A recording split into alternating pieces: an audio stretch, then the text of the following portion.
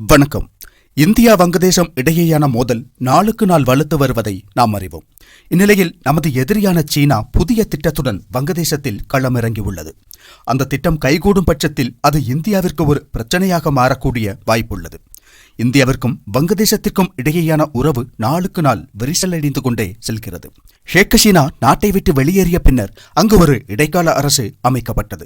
அந்த அரசின் தலைமை ஆலோசகராக உள்ள முகமது யூனுஸ் நம் நாட்டிற்கு எதிராக செயல்பட்டு வருவதுதான் இரு நாடுகளுக்கும் இடையே பிரச்சனைகள் ஏற்பட காரணமாக உள்ளது.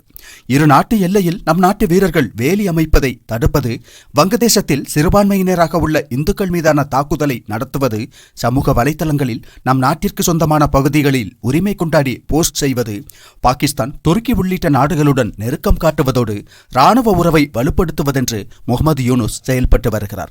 எனவே இந்தியா வங்கதேசம் இடையேயான மோதல் கடந்த ஆண்டு ஆகஸ்ட் மாதம் முதலே தொடங்கிவிட்டதென்று சொல்லலாம். ஆனால் கடந்த 6 மாதங்களாக சீனா இதில் தலையிட்டிருக்கவில்லை. இந்தியாவிற்கு எதிரான நிலைப்பாட்டை கொண்டுள்ள நாடாக இருந்தாலும் இதுவரை இந்த விஷயத்தில் மௌனமாக இருந்து வந்தது சீனா. இந்நிலையில்தான் நம் நாட்டிற்கும் வங்கதேசத்திற்கும் இடையேயான பிரச்சனையை சாதகமாக்கிக் கொண்டு அமைதியாக ஒரு வேலையை செய்துள்ளது சீனா. அதாவது வங்கதேசத்துடன் சீனா தொடர்ந்து நட்பு பாராட்ட விரும்புகிறது. ஆனால் ஷேக் ஹசீனா பிரதமராக இருந்தவரை அவர் இந்தியாவுடன் தான் அதிக நெருக்கம் காட்டி வந்தார். ஷேக் ஹசீனாவை நம் நாட்டிற்கு எதிராக திருப்பி அவருடன் இணக்கமாக வேண்டி சீனா பல்வேறு முயற்சிகளை செய்து வந்தது. ஆனால் எதற்கும் அசைந்து கொடுக்கவில்லை ஷேக் ஹசீனா. இந்நிலையில்தான் தற்போது வங்கதேசத்தின் நிலைமை மாறியுள்ளது. ஷேக் ஹசீனா இந்தியாவில் தஞ்சமடைந்துள்ளார். இடைக்கால அரசின் தலைமை ஆலோசகராக முகமது யூனுஸ் இருக்கிறார். அந்த யூனுஸின் இந்திய விரோத நிலைப்பாடும் தீவிரவாத ஆதரவு போக்கும் காரணமாகத்தான் இந்தியா வங்கதேச உறவில் விரிசல் ஏற்பட்டுள்ளது. முகமது யூனுஸ் இன்னும் சில காலம் மட்டும் அந்த பொறுப்பில் நீட்டிப்பார். காரணம், இந்த ஆண்டுக்குள் வங்கதேசத்தில் பொது தேர்தல் நடத்தப்படலாம். வங்கதேசத்தை பொறுத்தவரை 2 பெரிய கட்சிகள் உள்ளன. ஒன்று ஷேக் ஹசீனாவின் அவாமி லீக், இன்னொன்று முன்னாள் பிரதமர் காலிதா ஜியாவின் BNP எனும் வங்கதேச தேசியவாத கட்சி. அதில் காலிதா ஜியா நம் நாட்டிற்கு எதிரான நிலைப்பாட்டை கொண்டவர். ஷேக் ஹசீனா மற்றும் அவரது கட்சியின் மீது தற்போது வங்கதேசத்தில் அதிருப்தி நிலவுவதாக கூறப்படுகிறது. அதனால் பொது தேர்தல் நடந்தால் காலிதா ஜியாவின் BNP கட்சிக்கு வெற்றி வாய்ப்பு உள்ளதென்று கருதுகிறது சீனா. எனவேதான் இப்போது காலிதா ஜியாவின் கட்சியுடன் நெருக்கம் காட்டி வருகிறது அந்நாடு. அதன்படி வங்கதேசத்திற்கான சீன தூதர் யாவென் காலிதா ஜியாவின் BNP கட்சியின் பொதுச் செயலாளர் மிர்சா பக்ருல் இஸ்லாம் அலம்கீரை டாக்காவில் சந்தித்து பேசியுள்ளார்.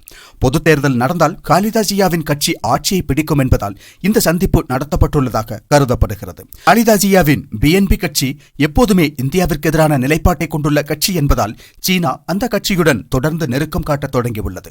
ஏற்கனவே கடந்த ஆண்டு ஆகஸ்ட் 21ஆம் தேதி BNP கட்சி பிரமுகர்களும் சீன தூதர் யாவென்னும் சந்தித்திருந்தார்கள். அதன் பிறகு இப்போது மீண்டும் சந்திப்பு நிகழ்ந்துள்ளது. அந்த சந்திப்பின் போது சீனா வங்கதேசம் இடையேயான உறவை நெருக்கமாக்கும் வகையில் பல்வேறு விஷயங்கள் குறித்து விவாதிக்கப்பட்டதாக கூறப்படுகிறது. சீன தூதர் மற்றும் BNP கட்சியின் பொதுச் செயலாளர் இடையே இருதரப்புக்கும் இடையேயான பொதுவான விஷயங்கள் பற்றி பேசியதாக BNP கட்சி சார்பில் தெரிவிக்கப்பட்டுள்ளது. இருப்பினும் எந்தெந்த விவகாரங்கள் குறித்து பேசினார்கள் என்பது பற்றி தெரிவிக்கப்படவில்லை. சீனாவின் இந்த நடவடிக்கை தான் நம் நாட்டிற்கு பெரும் பிரச்சனையாக பார்க்கப்படுகிறது. காரணம், ஒவ்வொரு நாட்டிற்கும் அண்டை நாடுகளுடன் நல்ல உறவு நிலவ வேண்டியது அவசியமாகும். ஏற்கனவே வங்கதேசத்துடன் நமக்கு பிரச்சனை உள்ளது.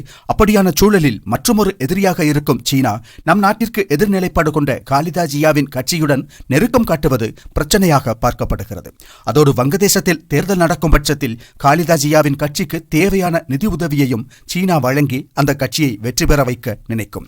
அது நடக்கும் பட்சத்தில் இந்தியாவிற்கு கூடுதல் தலைவலி ஏற்படும் என்பது இங்கு குறிப்பிடத்தக்க விஷயமாகும். அது நடக்க வேண்டும் என்று சீனாவும் பாகிஸ்தானும் நினைப்பது போல் நடக்கக்கூடாது என்று இந்தியா நினைத்து அதற்கான நகர்வுகளை மேற்கொள்ளத்தான் செய்யும். அதன் ஒரு பாகமாக கூட இருக்கலாம் BNP கட்சியின் தலைவர் காலிதா ஜியா ஏற்கனவே நாட்டை விட்டு வெளியேறியுள்ளார். யூனுஸ் விரைவில் வெளியேறுவார் என்று கூறப்படுகிறது. என்னவானாலும் அதற்கெல்லாம் மாற்று திட்டங்களை வகுத்து முன்னேறும் வலிமை இந்தியாவிற்கு உள்ளதென்பதில் சந்தேகமில்லை. ஜெய்ஹிந்த்.